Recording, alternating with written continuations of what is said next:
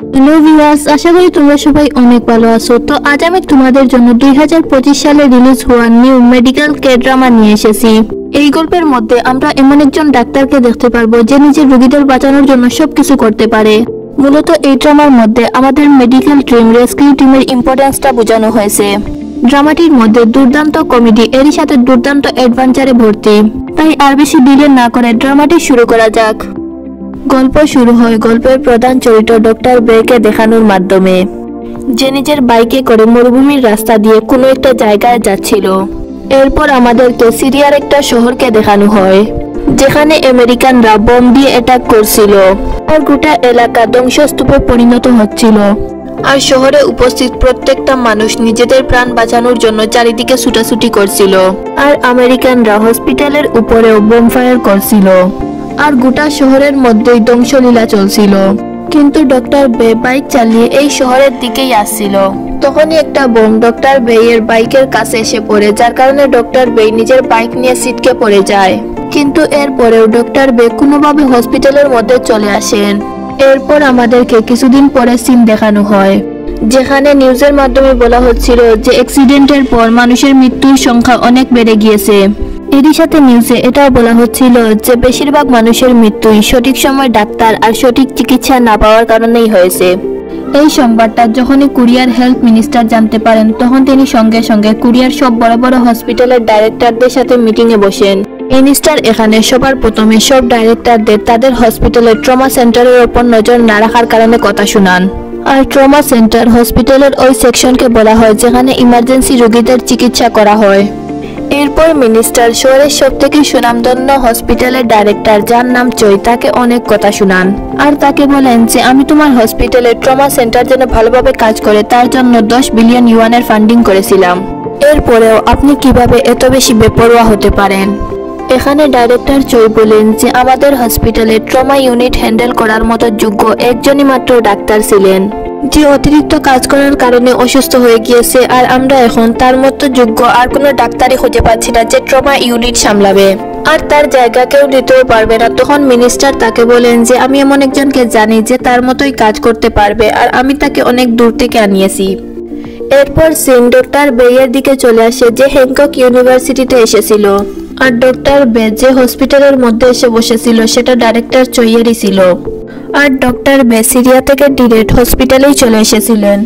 এরপর আমাদেরকে ডক্টর ইয়ান নামে একজন জুনিয়র ডাক্তারের সাথে পরিচয় করানো হয় যে নিউজ দেখছিল। আর নিউজে বলা হচ্ছিল যে শহরের সবথেকে সুনামধন্য হসপিটালের ডাক্তার ট্রমা ইউনিটে একা একা কাজ করার কারণে অসুস্থ হয়ে গিয়েছেন। তখন তার কাছে কল আসলে সে একদিকে দৌড়ে যাচ্ছিল, যাকে দৌড়াতে ডক্টর বেও দেখতে পান। এরপর দেখানো হয় যে সে দৌড়ে ট্রমা ইউনিটের দিকেই যাচ্ছিল। আর ইয়ানকে এভাবে দৌড়াতে দেখে ডক্টর বেও নিজেকে আর ধরে রাখতে পারেন না, তিনিও ইয়ানের পিছনে দৌড়াতে শুরু করেন। তখনই সেখানে এক ইমার্জেন্সি পেশেন্টকে আনা হয় যাকে কেউ ছুরি দিয়ে আঘাত করেছিল। সে বেহুশ ছিল আর তার হার্ট রেট কম হচ্ছিল।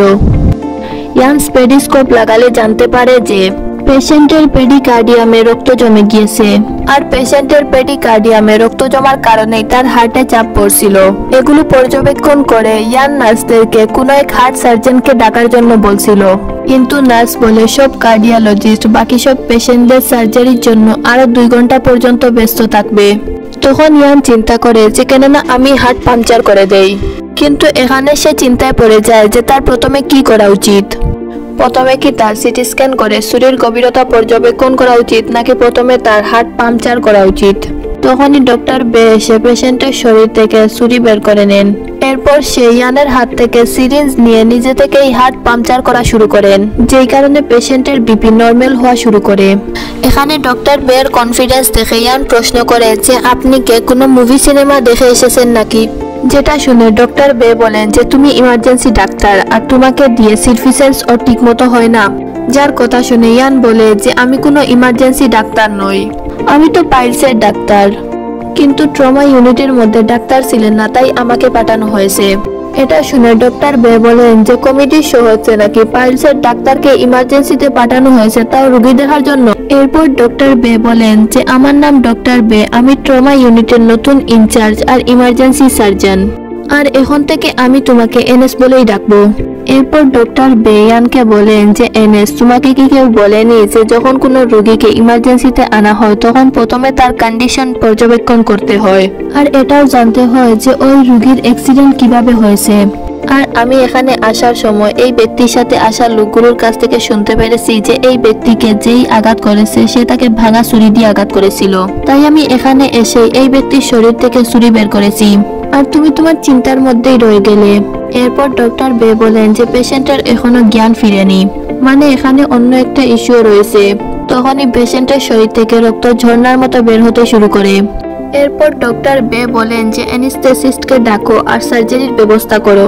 এরপর আমাদেরকে ডক্টর হানকে দেখানো হয় যে এই হসপিটালের head of gender surgeon or colorectal surgeon specialist ছিলেন, মানে পাইলসের চিকিৎসা করা ডাক্তার হানের নিজের পজিশনের ওপর অনেক অহংকার ছিল, আর ডাক্তার হানের ডাক্তার বেয়ের পজিশনের ওপর অনেক হিংসা হচ্ছিল। তাই সে ডাক্তার জেকে প্রশ্ন করে যে একটা ছোট ইউনিভার্সিটি পড়া ছেলে কিভাবে এত বড় হসপিটালের ডাক্তার হতে পারে, কিন্তু ডাক্তার জে বলেন যে সে ডাক্তার ফোর্স ইন্টারন্যাশনাল রেস্কিউ টিমের হয়ে কাজ করেছিল, আর সে এতদিন সিরিয়ার মধ্যে ছিল যার কারণে সবাই তাকে লিজেন্ড বলে ডাকে। অপরদিকে আমরা ডক্টর ওয়াংকে দেখতে পাই, যিনি একজন অ্যানেস্থেসিস্ট ছিলেন, আর এক ওয়ার্ড বয় তাকে ফোন করে আসার কথা বলে। তখন ডক্টর ওয়াং বলেন যে এটা আমার বিশ্রামের সময়, তুই কি জানিস না, তুই অন্য কাউকে ডেকে নে। এখানে ডক্টর ওয়াং অনেক জঘন্যভাবে এই কথাটা বলেছিলেন। তখন ডক্টর বে ওয়ার্ড বয়ের কাছ থেকে ফোন নিয়ে ডক্টর ওয়াংকে ওয়ার্নিং দিয়ে বলেন যে আমি ওটিতে পৌঁছানোর আগে যদি তুই চলে না আসিস তাহলে দেখিস আমি তোর কি অবস্থা করি। আরে ভাই, ইন্ডিয়া গট লেটেন্ডের এফেক্ট কি কোরিয়ান ড্রামাগুলোর মধ্যে পড়েছিল নাকি? এই বছর যতটা কোরিয়ান ড্রামা দেখলাম প্রত্যেকটা কোরিয়ান ড্রামাতে এমন ভাবে শব্দ ইউজ করা হয়েছে যেমন মনে হচ্ছে যে একে অন্যকে গালি দিচ্ছে। যাই হোক, এরপর ডক্টর বে নিজেকে স্যানিটাইজ করেন, আর তখনই অ্যানেস্থেসিস্ট দৌড়ে সেখানে পৌঁছে যায়। এরপর সার্জারি শুরু হয়। তখনই ডক্টর বে দেখতে পান যে ছুরি লাগার কারণে একটা আর্টারি কেটে গিয়েছিল, যেই কারণে পেশেন্টের পেটের মধ্যে ব্লিডিং হচ্ছিল। এরপর ডক্টর বে ওই আর্টারিটা কেটে বের করে ইয়ানকে দেখান, আর বলেন যে এনাস এটা জোড়া লাগাও, কিন্তু এরপরে রক্তক্ষয় থামছিল না। তখন ডক্টর বে বুঝতে পারেন যে এটা অ্যানেস্থেসিস্টের ভুলের কারণে হয়েছে, তাই ডক্টর বে রেগে অ্যানেস্থেসিস্টকে কথা শোনানো শুরু করলে। তখন অ্যানেস্থেসিস্ট বলে যে আপনি একটু বেশি ওভার রিয়েক্ট করে ফেলছেন না। এটা শুনে ডক্টর বে অ্যানেস্থেসিস্টকে বলেন ওভার রিয়েক্ট অপদার্থ, তোকে তো হসপিটালের আশেপাশেও হাঁটতে দেওয়া উচিত না, তুই আরাম করার চক্করে পেশেন্টকে মেরে ফেলবি নাকি। এটা বলে ডক্টর বে অ্যানেস্থেসিস্টকে অপারেশন থিয়েটার থেকে বের করে দেন। এরপর দ্বিতীয় এক অ্যানেস্থেসিস্টকে কল করা হয় যে মেডিকেল স্টুডেন্ট ছিল, কিন্তু সে নিজের কাজ অনেক ভালোভাবে করতে পারত। এরপর অন্যদিকে আমরা হংকং ইউনিভার্সিটির ডাইরেক্টরকে অডিটোরিয়ামে দেখতে পাই, যেখানে মিনিস্টারও এসেছিলেন। মূলত আজ সব ডাক্তার আর বোর্ড মেম্বার্স ডাক্তার বেয়ের অ্যাপয়েন্টমেন্ট সেরিমনিতে এসেছিলেন, কিন্তু ডাক্তার বে তো অপারেশনের মধ্যে বিজি ছিলেন। এরপর যখন অপারেশন শেষ হয় তখন ডাক্তার বেও অ্যাপয়েন্টমেন্ট সেরিমনিতে উপস্থিত হন। ডক্টর বে আসতেই ডাইরেক্টর ডক্টর বেকে বলেন যে মিনিস্টার ম্যাম আপনার জন্য গত 1 ঘন্টা ধরে অপেক্ষা করছেন, আপনি তার কাছ থেকে ক্ষমা চেয়ে নিজের স্পিচ শুরু করুন। আর অডিটোরিয়ামে বসে থাকা সব ডাক্তার বেকে ক্ষমা চাওয়ার কথা বলছিল, কিন্তু ডাক্তার বে অনেক ক্যাজুয়ালি মিনিস্টার ম্যামকে হাই বলে মাইকের সামনে চলে যান। আর ডাক্তার বে সবার উদ্দেশ্যে বলেন যে আমি কারো কাছ থেকেই ক্ষমা চাইবো না। যেই কথা শুনে সব ডাক্তারই অফেন্ড হতে শুরু করেন। আর তখন ডাক্তার হান সেখানে দাঁড়িয়ে যান আর নিজেকে ইন্ট্রোডিউস করে বলেন যে আমি সার্জারি ডিপার্টমেন্টের হেড আর কলোরেক্টাল সার্জারি স্পেশালিস্ট। আর আপনার কাছে কি মনে হয় না যে আমাদের মতো সিনিয়র ডাক্তারদের সামনে আপনাকে সম্মানের সাথে ব্যবহার করা উচিত? তখন ডাক্তার বে তাদেরকে বলেন যে তোমরা কতটা পানির মধ্যে আছো তা আমি এখন বুঝতে পারছি। তোমাদের এই হসপিটালে ট্রমা ডিপার্টমেন্ট নামে কোনো ডিপার্টমেন্ট নেই বললেই চলে। তোমরা তো শুধুমাত্র একটা ডিপার্টমেন্ট থেকে অন্য ডিপার্টমেন্টে পেশেন্টদের ট্রান্সফার করতেই থাকো। তোমরা পালসের চিকিৎসককে এমন এক রোগীর কাছে পাঠিয়েছ যে এখনই মরতে বসেছিল, যে কিনা ট্রমা বিষয়ক জ্ঞানে একদম অজ্ঞ। তোমরা তো রোগীদের জীবন নিয়েই খেলা করছো। এই সমস্ত কিছু শুনে বাকি সব ডাক্তাররা ডক্টর বেকে কথা শোনানো শুরু করে। এরপর ডক্টর বে বলেন যে আমি ট্রমা ইউনিট বন্ধ করে দিব। এটা শুনে সব ডাক্তাররা একসঙ্গে বলে ওঠে যে বন্ধ করার তুই কে হোস? আর মিনিস্টার তো ডাক্তারদের ঝগড়া দেখে এনজয় করছিলেন। এরপরে ডক্টর বে বলেন যে আমি এই ট্রমা ইউনিটের নাম বদলে ট্রমা সেন্টার করে দিব। এটা শুনে আবার সব ডাক্তাররা ডক্টর বেকে কথা শোনানো শুরু করে, আর ডাইরেক্টরের চেহারা তো দেখার মতো হয়ে গিয়েছিল, কারণ ট্রমা ইউনিটকে ট্রমা সেন্টার বানানোর জন্য অনেক টাকার প্রয়োজন। আর তখন মিনিস্টারও বলে ওঠেন যে আমি তোমার কাজে সম্পূর্ণ সাপোর্ট করব। এরপর ডাক্তার বে সেখান থেকে চলে যায়। এরপর অন্য সিন দেখানো হয় যেখানে ডক্টর ইয়ানের বন্ধু ডক্টর পার্ক তাকে বলে যে মনে হয় ডাক্তার বে তোমাকে পছন্দ করেন, দেখে নিও তুমি তার অ্যাসিস্ট্যান্ট হবে। আর উনি তো তোমার নিকনেমও রেখে দিয়েছেন, এনাস, কি অসাধারণ নাম। যার কথা শুনে ইয়ান বলে যে আমার তো চিন্তা করতেই ভয় করছে, কোনো পাগলই হবে যে কোলোরেক্টাল সার্জারি সেরে ট্রমা সেন্টারে আসবে, যে বিষয়ের কোনো ভবিষ্যৎই নেই। তখনই তার কাছে কারো কল আসে, আর তখনই সে দৌড়ে ডক্টর বের কাছে পৌঁছে যায় আর বলে এক ব্যক্তি পাহাড় থেকে পড়ে গিয়েছে আর তার অবস্থা এখন আশঙ্কাজনক।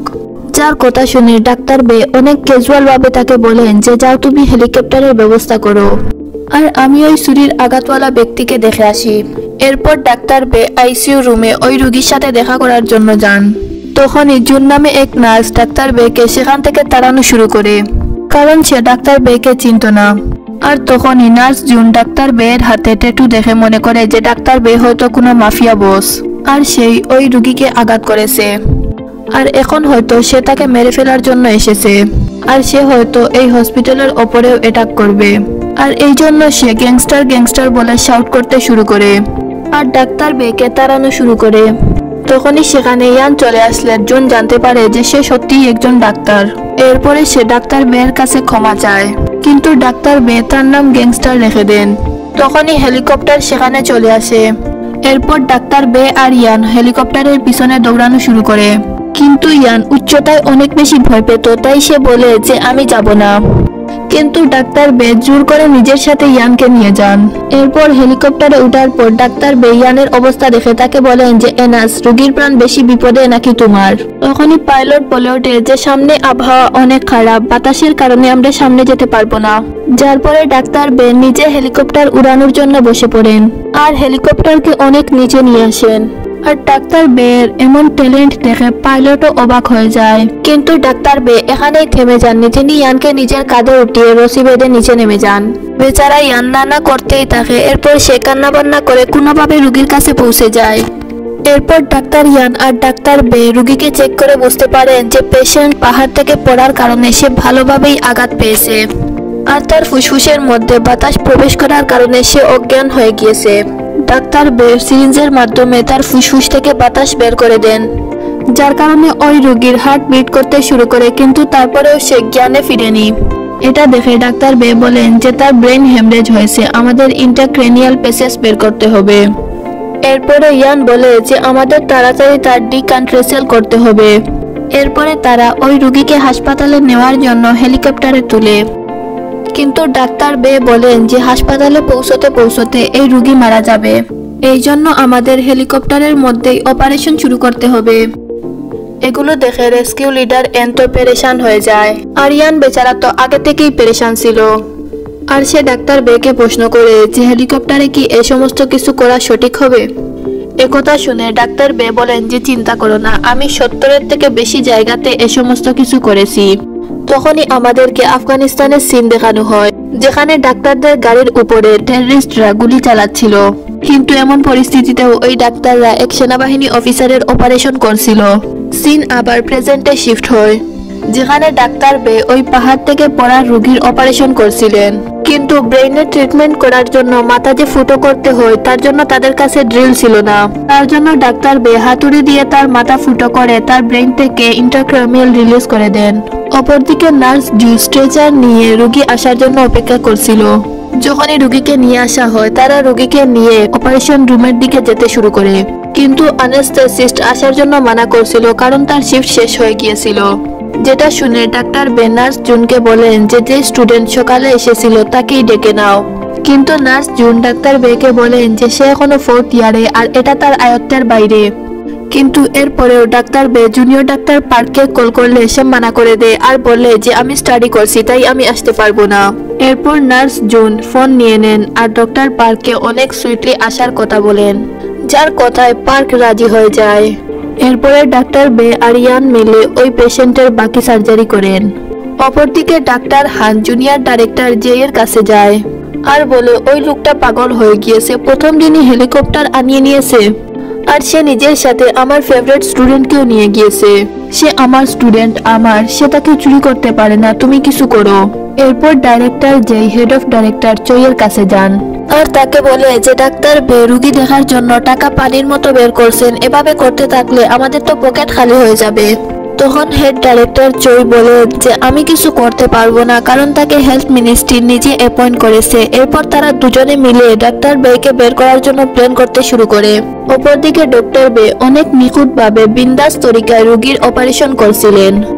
তার এমন নিখুঁতভাবে অপারেশন করা দেখে সেখানে উপস্থিত সব ডাক্তারই বিস্মিত হন। তার এমন কাজ করা দেখে ইয়ানও অবাক হয়, কারণ ডক্টর বে মাত্র 2 ঘন্টার মধ্যেই ওই রোগীর ইন্টারটার্নিয়াল প্রেসার আর বাইরে থেকে লাংস ইন্সপেকশনও করে নিয়েছিলেন। এরপর অপারেশন শেষ করার পর ডাক্তার ইয়ান ডাক্তার বেকে বলেন যে আপনি তো great genius.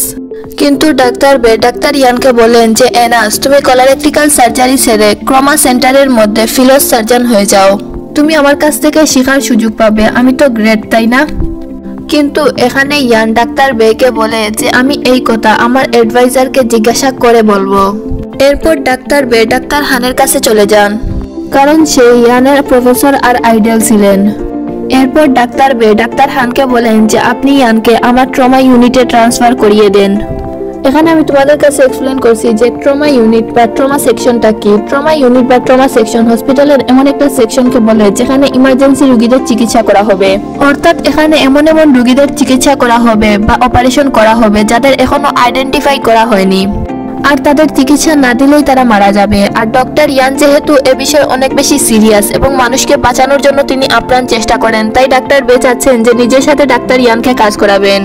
Back to story, doctor বে ডাক্তার হানকে বলেন যে ডাক্তার ইয়ানকে আমার কাছে ট্রান্সফার করালে সে আমার কাছ থেকে অনেক কিছুই শিখতে পারবে। তখন ডাক্তার হান বলেন যে সে আমার স্টুডেন্ট, আমার। তার মুখ থেকে এমন কথা শুনে ডাক্তার বে ডাক্তার হানকে বলেন যে কি আমার তোমার লাগিয়ে দিলেন, আপনার কাছে মনে হয় না যে ডাক্তার ইয়ানের নিজের ক্যারিয়ার নিজেরই চুজ করা উচিত?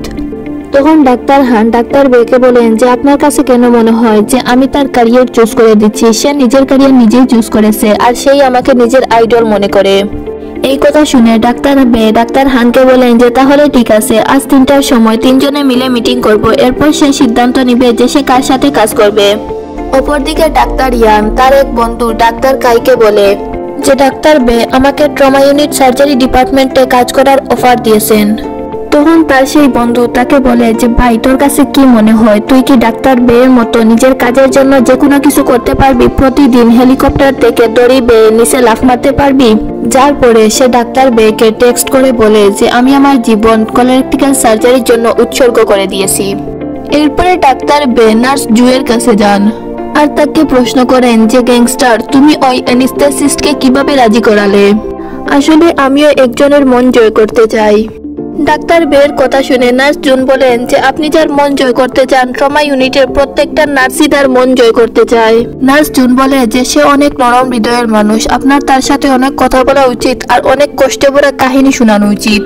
অপরদিকে ডাক্তার হান ডাক্তার ইয়ানকে নিজের কেবিনে নিয়ে বসান, এরপর তাকে নিজের স্পেশাল এনশিয়েন্ট কাপে চা সার্ভ করেন আর তাকে ম্যানিপুলেট করে বলতে শুরু করেন যে আমরা বড় বড় ইউনিভার্সিটি থেকে লেখাপড়া করে ডিগ্রি অর্জন করা ডাক্তার, আমাদের অভিজ্ঞতা আর রেপুটেশন আছে, এমনকি আমাদের ক্যারিয়ারও সিকিউর।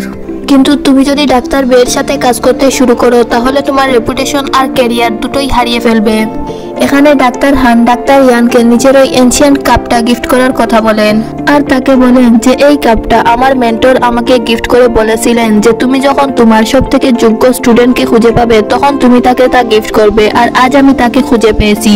তখনই ডাক্তার বে সেখানে চলে আসেন আর বলেন যে আমাদের 3 জনেরই এখানে উপস্থিত হওয়ার কথা ছিল, আর এখন তো মাত্র 3:20 হয়েছে, আর তুমি কি আমার স্টুডেন্টকে ম্যানিপুলেট করছো? এরপর ডাক্তার বে আর ডাক্তার হানের মধ্যে ডাক্তার ইয়ান কার আন্ডারে ট্রেনিং করবে এই কথাটা নিয়ে কথা কাটাকাটি শুরু হয়ে যায়, আর তাদের দুজনের মধ্যে কথা কাটাকাটি তো হাতাহাতির পর্যায়ে চলে আসে। এখানে ডাক্তার হান ডাক্তার ইয়ানকে নিজের দিকে রাখার জন্য তাকে নিজের অ্যাচিভমেন্ট আর অ্যাওয়ার্ড দেখানো শুরু করেন, যা দেখে ডাক্তার বে ডাক্তার হানকে বলেন যে তোমার একটা ছবিও কোনো পেশেন্টের সাথে কেন নেই? এরপর ডাক্তার বে ডাক্তার ইয়ানকে প্রশ্ন করেন যে তুমি কার স্টুডেন্ট হতে চাও। এই সমস্ত কিছু দেখে ডাক্তার ইয়ান চিন্তায় পড়ে গেলে ডাক্তার বে তাকে বলেন যে কোনো বিষয় না, এমনিতেও ট্রমা ইউনিটের মধ্যে চিন্তা করার কোনো সময় হয় না। আর এরপরে ডাক্তার বে নিজের অফিসে চলে যান। কিন্তু তখনই ডাক্তার ইয়ান ডাক্তার বের পিছনে করে তার অফিসে চলে আসেন আর তাকে প্রশ্ন করেন যে যদি আমি ট্রমা ইউনিটে ট্রান্সফার হয়ে যাই তাহলে আমি কি পাবো। যার কথায় ডাক্তার বে নিজের টেবিলে থাকা সব রোগীর ছবি দেখান যাদের প্রাণ তিনি বাঁচিয়েছিলেন। সে সবার স্টোরি তাকে বলে, যার মধ্যে থেকে এক রোগী তো প্রথমে ডাক্তার বের কাছে নিজের চিকিৎসাই করাতে চাইছিল না, কারণ ডাক্তার বে মুসলিম ছিলেন না আর ওই রোগী মুসলিম ছিল, তাই সে মুসলিম চিকিৎসকের মাধ্যমে নিজের চিকিৎসা করাতে চাইছিল। ওয়েট মনে হলো বলিউডের মুভির সিন দেখলাম। ভাই আমরা কখন মুসলিম হিন্দু দেখে চিকিৎসা করানো শুরু করলাম। আসলে এ বিষয়ে কি আর বলবো, সাউথ কোরিয়ার কিছু মানুষ আমাদের মুসলিমদেরকে একটু অন্য চোখে দেখে। তোমরা সবাই আমার কমেন্ট বক্সে গালি দাও, তার আগেই আমি বলছি যে South Korean famous content creator, মুসলিম কন্টেন্ট ক্রিয়েটার দাউদ কিম তার নিজের একটা ইন্টারভিউতে বলেছিলেন যে তিনি মুসলিম হবার আগে মুসলিমের বিষয়ে তার একটাই ধারণা ছিল যে মুসলিমরা টেররিস্ট হয়, অর্থাৎ তারা তাদের দেশে ঘটা কয়েকটা ঘটনাকে কেন্দ্রবিন্দু করে মুসলমানদের বিষয়ে এই ধারণাটা পোষণ করেছিল যে মুসলমানরা হলো ভয়ঙ্কর বা আতঙ্কবাদী। যদিও তাদের এই ধারণাটা এখন চেঞ্জ হয়েছে, কিন্তু বুঝলাম না এই মুভির মধ্যে এই বিষয়টাকে আবার রিপ্রেজেন্ট করার কারণটা কি। Back to story. কিন্তু ডাক্তার বের ব্যবহার ওই রোগীর প্রতি এতটাই ভালো ছিল যে ওই রোগী ডাক্তার বের কাছে নিজের চিকিৎসা করানোর জন্য রাজি হয়ে যায়। আর ডাক্তার বের ব্যবহার ওই রোগীর কাছে এতটা বেশি ভালো লাগে যে সে ডাক্তার বেকে নিজের জামাই বানানোর জেদ করে বসে। বুঝেন কি একটা অবস্থা। এরপর ডাক্তার বেয়ানকে বলেন যে আমরা ডাক্তার, আমরা রোগীদের প্রাণ বাঁচাবো, এর থেকে বেশি আমাদের কি বা প্রয়োজন। এরপর এখানে ডাক্তার বে নার্স জুনের কথা মনে পড়ে। সে তাকে বলেছিল যে সে একজন নরম হৃদয়ের মানুষ, তাই তাকে ইমোশনালি ব্ল্যাকমেইল করো। এই জন্য ডাক্তার বে ডাক্তার ইয়ানকে বলে যে আমার মা ছোটবেলায় মারা গিয়েছিলেন আর আমার বাবা অ্যাক্সিডেন্টে মারা গিয়েছিলেন, কিন্তু ডাক্তার উনাকে শেষ মুহূর্ত পর্যন্ত বাঁচানোর চেষ্টা করেছিল, কিন্তু তারপরেও উনাকে বাঁচাতে পারেনি। আর আমার বাবার মৃত্যুতে ডাক্তাররা অনেক বেশি কষ্ট পেয়েছিল, আর আমি ওই দিনই সিদ্ধান্ত নিয়েছিলাম যে আমি ডাক্তার হয়ে মানুষের সেবা করব। তখনই ডাক্তার হানও সেখানে চলে আসেন আর ডাক্তার ইয়ানকে বলেন যে তুমি আমার এনশিয়েন্ট কাপটা রেখে নাও আর আমার স্টুডেন্ট হয়ে যাও আর আমার ডিপার্টমেন্টেই থেকে যাও। এখানে ডাক্তার ইয়ান ডাক্তার হানের কাছে ক্ষমা চায় আর বলে যে আমি ট্রমা ইউনিটের মধ্যেই ট্রান্সফার হয়ে যাব এবং ট্রমা ইউনিটের সাথেই কাজ করব। এটা বলে সে সেখান থেকে চলে যাচ্ছিল। তখন ডাক্তার হান তার পিছু করতে চাইলে ডাক্তার বে অনেক ফানি হয়েতে তার কাপড়ের মধ্যে ধরে নেন। এই সিনটা লিটারালি অনেকটা বেশি হাস্যকর ছিল। এরপর ডাক্তার বে ডাক্তার হানকে বলেন যে তোমার এই কাপটা নকল। এরপর কিছুক্ষণ পরে সিন দেখানো হয় যেখানে ডাক্তার ইয়ান ডাক্তার বের কাছে এসে বলে যে আপনি এত মানুষের মধ্যে আমাকেই কেন চুজ করলেন। তার কথা শুনে ডাক্তার বে তাকে বলেন যে তুমি অনেক ভালো দৌড়াও, আমি তোমাকে রোগীর প্রাণ বাঁচানোর জন্য দৌড়াতে দেখেছিলাম। এইভাবেই কিছু মাস কেটে যায় আর ডাক্তার ইয়ান ডাক্তার বের সাথে মিলে অনেক রোগীর প্রাণ বাঁচায়, কিন্তু এসবের মধ্যে সে নিজের জন্য সময় বের করতে পারতো না। সারাদিনই সে কাজের মধ্যেই ব্যস্ত থাকতো। এরপর একদিন তার কাছে জিওন নামে একটা মেয়ের কল আসে। এটা ডাক্তার বেও দেখতে পারেন আর বলেন যে শালা এর কাছে দেখি এসব করার জন্য সময় আছে, মনে হচ্ছে একে আরো কাজের চাপ দিতে হবে। এই সিনটা লিটারালি অনেক বেশি ফানি ছিল। এরপর একদিন রাতের সিন দেখানো হয় যেখানে ইয়ান অনেক বেশি কাজ করার কারণে ক্লান্ত হয়ে যখনই তার রুমে বিশ্রাম নেওয়ার জন্য যায় তখনই তার কাছে নার্স জুনের কল আসে। ইমার্জেন্সির কারণে ইয়ানকে এখনই যেতে হবে। ইয়ান তাড়াতাড়ি উঠে ডাক্তার বেকেও ডাকতে যায়, কিন্তু সে দেখতে পায় যে ডাক্তার বে তো আগে থেকে রেডি হয়ে তার জন্য অপেক্ষা করছিলেন। এরপর তারা দুজনে মিলে নার্স জুনের কাছে গিয়ে সিচুয়েশনটা এক্সপ্লেন করার কথা বলে। তখন নার্স জুন বলে যে একটা কার অ্যাক্সিডেন্ট হয়েছে আর সম্ভবত 2 জন আহত হয়েছে, যাদের কাছে অ্যাম্বুলেন্সও পৌঁছে গিয়েছে। এরপর অ্যাম্বুলেন্স হাসপাতালে চলে আসে যেখান থেকে প্রথম রোগীর পেট ফুলে গিয়েছিল এবং সে অজ্ঞান ছিল, আর দ্বিতীয় পেশেন্টের একটা পা সম্পূর্ণ ড্যামেজ হয়ে গিয়েছিল। এখানে ইয়ান ডাক্তার ওয়াংকে অ্যানেস্থেসিয়া দেওয়ার কথা বললে তখন ডাক্তার ওয়াং বলে যে রোগীর চেকআপ ব্যতীত আমি অ্যানেস্থেসিয়া দিতে পারবো না। ডাক্তার ওয়াং এর এই কথা শুনে নার্স জুন রেগে যায় আর বলে যে আপনি কি দেখতে পারছেন না যে পেশেন্ট কতটা ক্রিটিক্যাল অবস্থায় আছে। নার্স জুনের এই কথা শুনে ডাক্তার ওয়াং নার্স জুনের ওপর রেগে যান আর বলেন যে তোমার মধ্যে কি ভদ্রতা নেই যে ডাক্তারদের সাথে কিভাবে কথা বলতে হয়, আর তুমি কে হও আমাকে উপদেশ দেওয়ার। এটা বলে ডাক্তার ওয়াং নার্স জুকে কথা শোনানো শুরু করে। তখনই ডাক্তার বে সেখানে চলে আসে আর ডাক্তার ওয়াংকে বলে যে যদি বাঁচতে চাও তাহলে চুপচাপ নিজের কাজ করো। এটা শুনে ডাক্তার ওয়াং ভয় পেয়ে নিজের কাজ করতে শুরু করে দেন। অপরদিকে head of director Choi doctor পার্কের সাথে কথা বলছিলেন আর তাকে বলেন যে তুমি যদি আমার হয়ে ডাক্তার বের উপর নজর রাখতে পারো এবং তার কোনো ভুল ধরতে পারো তাহলে সামনে গিয়ে আমি তোমার সাহায্য করব। কারণ যেইভাবে সে রোগী বাঁচানোর জন্য হসপিটালের ফান্ড খরচ করছে, এইভাবে চলতে থাকলে আমাদের হসপিটাল একদিন দেউলিয়া হয়ে যাবে। তাই আমাদেরকে তাকে আমাদের হসপিটাল থেকে বের করতেই হবে। অপরদিকে অপারেশন থিয়েটারে ডাক্তার বেকে দেখানো হয় যে ওই রোগীকে বাঁচানোর জন্য প্রাণপণে চেষ্টা করছিল, কারণ ওই রোগীর অতিরিক্ত রক্তক্ষয় হয়ে গিয়েছে। এরই সাথে অ্যাক্সিডেন্টের জন্য ওই রোগীর সম্পূর্ণ কিডনি ড্যামেজ হয়ে গিয়েছে। অবস্থা দেখে ডাক্তার ইয়ান ডাক্তার বেকে বলেন যে ডাক্তার বে, আমাদেরকে এই অপারেশন এখানেই থামাতে হবে, অবস্থা অনেক সিরিয়াস, রোগীকে বাঁচানো যাবে না। তার কথা শুনে ডাক্তার বে বলেন যে যদিও 1% চান্স থাকে বাঁচানোর জন্য, তাহলেও আমি চেষ্টা করব। এই সমস্ত কিছু শুনে নার্স জুন বলে যে এই রোগীর কিডনি ট্রান্সপ্লান্ট করালে কি হবে। এটা শুনে ডাক্তার বে তাকে বলেন যে ডোনার কোথায় পাবো। তখন নার্স জুন বলে যে আজ সকালেই এক রেজিস্টার্ড ডোনার কোমার মধ্যে চলে গিয়েছে। তার কথা শুনে ডাক্তার বে অর্গান ডোনার অর্ডিনেটরকে কল করে প্রশ্ন করে যে কোনো অর্গান ডোনেটর ডেট ডিক্লেয়ার হয়েছে কিনা না। তখন অর্গান ডোনার অর্ডিনেটর বলে যে এমন একজন তো ডেট ডিক্লেয়ার হয়েছে, কিন্তু অর্গান ডোনেটের কনসেন্ট পেপারে সিগনেচার করার জন্য ওই পেশেন্টের ফ্যামিলি মেম্বার এখানে আসবার সময় তাদের গার্বেজ ট্রাকের সাথে অ্যাক্সিডেন্ট হয়ে এখন তারা হসপিটালে আছে। এরপর তারা চেক করলে বুঝতে পারে যে তারা যার চিকিৎসা করছে সেই ওই অর্গান ডোনেটরের পরিবারের সদস্য, অর্থাৎ তার ছেলে, আর তার সাথে যে মহিলা এসেছে সে ওই অর্গান ডোনেটরের মেয়ে। মূলত তারা দুই ভাই বোন তাদের ডেট ডিক্লেয়ার বাবাকে নেওয়ার জন্য তাড়াহুড়ার মধ্যে হসপিটালে আসছিল, আর রাস্তায় তাদের অ্যাক্সিডেন্ট হয়ে গিয়েছিল। এরপর ডাক্তার বে বলেন যে তাকে তো আমি যে কোনো অবস্থাতেই বাঁচাবো। এরপর সব ডাক্তার ওই ডেট ডিক্লেয়ার পেশেন্টের কাছে যায়। এরপর তার কিডনি বের করার আগে তার জন্য প্রার্থনা করে। এরপর ডাক্তার বে ওই ডেট ডিক্লেয়ার ব্যক্তির অপারেশন করে তার কিডনি বের করেন, আর তার কিডনি তার সেলের মধ্যে ট্রান্সপ্লান্ট করে দেন। এরপর ডাক্তার বে ওই পেশেন্টের বোনের কাছে যান যার অপারেশন অন্য ডিপার্টমেন্টে হচ্ছিল, কিন্তু ওই ডিপার্টমেন্টের ডাক্তাররা ডাক্তার বেকে সেখানে দেখে তাকে কথা শোনানো শুরু করে, আর তাকে বলে যে বাচ্চা, এটা তোমার ডিপার্টমেন্ট না। এখানে তারা ডাক্তার বেকে নিজের ছেলে বলে সম্বোধন করছিল, আর ডাক্তার বে তাদের কথা শুনে তাদেরকে বলে যে আমি যদি তোমাদের ছেলে হই তাহলে তো আমি গাধার বাচ্চা। ডাক্তার বের এই কথা শুনে ওই ডাক্তাররা ডাক্তার বের সাথে ঝগড়া করার জন্য আসছিল। তখন ইয়ান তাদেরকে বুঝায় যে আপনারা যদি এমন কিছু করেন তাহলে বোর্ড অফ ডাইরেক্টর আপনাদেরকে ক্ষমা করবে না। এরপর ডাক্তার বে ওই লেডি পেশেন্টের রিপোর্ট চেক করলে বুঝতে পারে যে অ্যাক্সিডেন্টের পর তার লিভার কাজ করা বন্ধ করে দিয়েছে। এরপর ডাক্তার বে ওই ডেট ডিক্লেয়ার পেশেন্টের কাছে যান এবং তার অপারেশন করে তার শরীর থেকে লিভার বের করে তার মেয়ের শরীরে ইমপ্লান্ট করা শুরু করে দেন। এখানে ডাক্তার বে ইয়ানকে বলে যে এনাস অপারেশন তাড়াতাড়ি করতে হবে, 30 মিনিটের মধ্যে যদি অপারেশন শেষ না হয় তাহলে এই মেয়ে মারাও যেতে পারে। তখন অন্য ডিপার্টমেন্টের ওই ডাক্তার বেকে বলে যে তুমি তো অনেক বড় বড় কথা বলো, কিন্তু অবশেষে ডাক্তার বে মাত্র 24 মিনিটে ওই লিভার ট্রান্সপ্লান্ট অপারেশনটা কমপ্লিট করে নেন। অপারেশন শেষ করার পর ডাক্তার বে আর ডাক্তার ইয়ান ওই রোগীর কাছে যায় যার লিভার আর কিডনি দিয়ে তার ছেলে মেয়েদের প্রাণ বাঁচানো হয়েছে। এরপর তারা দুজন সেখানে 2 মিনিটের নীরবতা শোক পালন করে। এরপর তারা দুজনে গিয়ে ঘুমিয়ে পড়ে, কিন্তু 1 ঘন্টার পরেই ডাক্তার বে ইয়ানকে ঘুম থেকে জাগিয়ে নেন। এভাবেই ডাক্তার বের সাথে ইয়ানের কাজ করার 1 মাস পূর্ণ হয়ে যায়। এরপর ডাক্তার বের কাছে ওই পেশেন্ট আসে যাকে তারা হেলিকপ্টার দিয়ে বাঁচিয়ে নিয়ে এসেছিল। সে সুস্থ হয়ে গেছে। ডাক্তার বে তাকে বলেন যে আমি কি তোমার সাথে একটা ছবি তুলতে পারবো। মূলত ডাক্তার বে তার প্রত্যেকটা পেশেন্টের সাথেই এভাবে ছবি তুলেন, আর এটাকেই তিনি তার অ্যাচিভমেন্ট মনে করেন, আর ওই রোগীর সাথেও তিনি ছবি তুলেন। এরপর ওই 2 ভাই বোনও সুস্থ হয়ে যায় যাদের বাবার কিডনি আর লিভার দিয়ে তাদের প্রাণ বাঁচানো হয়েছিল। এরপর ডাক্তার বে তাদের সাথেও ছবি তুলে নিজের টেবিলের মধ্যে সাজিয়ে রাখেন। এরপর নার্স জুন ডাক্তার বেকে বলে যে উপর মহল থেকে খরচ কম করার আদেশ করা হয়েছে। যা শুনে ডাক্তার বে চিন্তায় পড়ে যায় আর বলতে শুরু করে যে এরা কেমন লোক, রোগীর চিকিৎসা আর মেডিসিনের জন্য তো টাকা খরচ হবেই। তখন নার্স জুন বলে যে আমি এই ট্রমা ইউনিটের মধ্যে গত 5 বছর ধরে কাজ করছি, আর এই ট্রমা ইউনিট চালানোর জন্য ডাইরেক্টরের কাছে তো টাকাই থাকে না।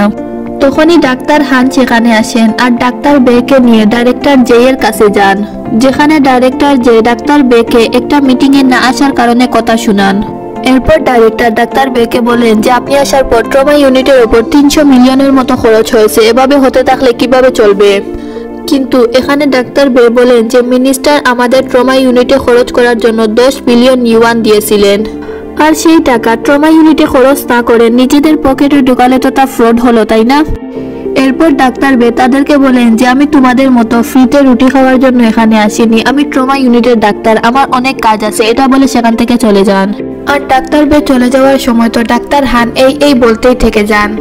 এরপর ডাইরেক্টর চই ডাক্তার হানকে বলেন যে এ থাকতে আমি কখনোই সিনিয়র ডাইরেক্টর হতে পারবো না, আর না তুমি কখনো প্ল্যানিং আর কোঅর্ডিনেটিং ডাইরেক্টর হতে পারবে। এটা শুনে ডাক্তার হান ডাইরেক্টর চইকে বলেন যে এখন এই বিষয়টা আপনি আমার উপরেই ছেড়ে দেন। এরপর ডাক্তার হান কোনো এক ডাক্তারকে কল করে বলেন যে আপনি ডাক্তার ফোর্স ইন্টারন্যাশনাল রেস্কিউ টিমের হয়ে কাজ করেছিলেন তাই না, আমি আপনার সাথে দেখা করতে চাই। এরপর ডাক্তার বে আর ইয়ানকে দেখানো হয়, যেখানে ডাক্তার বে ইয়ানকে বলে যে এনাস আর কোনো ইমার্জেন্সি কেস নেই তাই না, তাহলে চলো পার্টি করি, আজকে ডিনারের ট্রিট আমার পক্ষ থেকে, আর গ্যাংস্টারকেও ইনভাইট করবে আর তাকে বলবে যে সেজন্য একটা ভালো কাপড় পরে আসে। এরপরে সিনে ডাক্তার বেকে দেখানো হয় যে ডিনারে যাওয়ার জন্য অনেক সুন্দরভাবে ড্রেস আপ করে। এরপর তাদের তিনজনকে রেস্টুরেন্টে দেখানো হয়, যেখানে জুন একদম ক্যাজুয়াল ড্রেসে চলে এসেছিল। এরপর ডাক্তার ইয়ান ডাক্তার বেকে তার ট্যাটুর বিষয়ে প্রশ্ন করলে ডাক্তার বে বলেন যে এটা আমি যুদ্ধের ময়দানে গুলির হাত থেকে বাঁচানোর জন্য তৈরি করেছিলাম, আর এর জন্য আমি কতবার যে বেঁচে ফিরেছিলাম। এরপর সিন ডাক্তার বের অতীতে চলে যায়, যেখানে ডাক্তার বে সিরিয়ার মধ্যে একজন সোলজারও ছিলেন। এরপর সিন প্রেজেন্টে আসে, যেখানে ডাক্তার বে ইয়ানকে বলেন যে এখন আমি তোমাকে আর এনাস বলে ডাকবো না, বরং নাম্বার 1 বলে ডাকবো, অর্থাৎ নাম্বার 1 চামচা। তখনই ডাক্তার ইয়ানের কাছে কল আসে যে একটা ট্রাফিক অ্যাক্সিডেন্ট হয়েছে, যার কারণে হসপিটালে এখন ইমার্জেন্সি সিচুয়েশন। এটা শুনতেই তারা দুজন খাওয়া দাওয়া বন্ধ করে হসপিটালের উদ্দেশ্যে বেরিয়ে পড়ে। আর তাদের কাছে সময় ছিল না বিদায় তারা ডেলিভারি ম্যানের স্কুটি নিয়ে হসপিটালের উদ্দেশ্যে বেরিয়ে পড়ে। কিন্তু তাদের হসপিটালে পৌঁছতে অনেক দেরি হয়ে যায়, আর একজন রোগী মারা যায়, যার মৃত্যুর দায়ী ডাক্তার বে নিজেকেই মনে করছিলেন, কারণ তিনি যদি পার্টি করার জন্য হসপিটাল থেকে বাইরে না যেতেন তাহলে হয়তো তিনি এই রোগীকে বাঁচাতে পারতেন। তখনই সেখানে আরো একজন রোগীকে আনা হয়, যার অবস্থা অনেক ক্রিটিক্যাল ছিল, তাই ডাক্তার বে আর ডাক্তার ইয়ান তাকে বাঁচানোর চেষ্টায় লেগে পড়েন। আর একজন রোগী মারা যাওয়ার পর ডাক্তার ইয়ান আর ডাক্তার বে মিলে দ্বিতীয় রোগীকে বাঁচানোর জন্য প্রাণপণে চেষ্টা করে। আর প্রথম রোগী মারা যাওয়ার জন্য যে তারা শোক পালন করবে সেই সময়টুকু তারা পায় না, বরং একজন পর অন্যজন রোগীর পেছনে দৌড়াতে থাকে যেন অন্য কেউ মারা না যায়। আর এই দৌড়াদৌড়ির মধ্যেই আরো কিছুদিন কেটে যায়।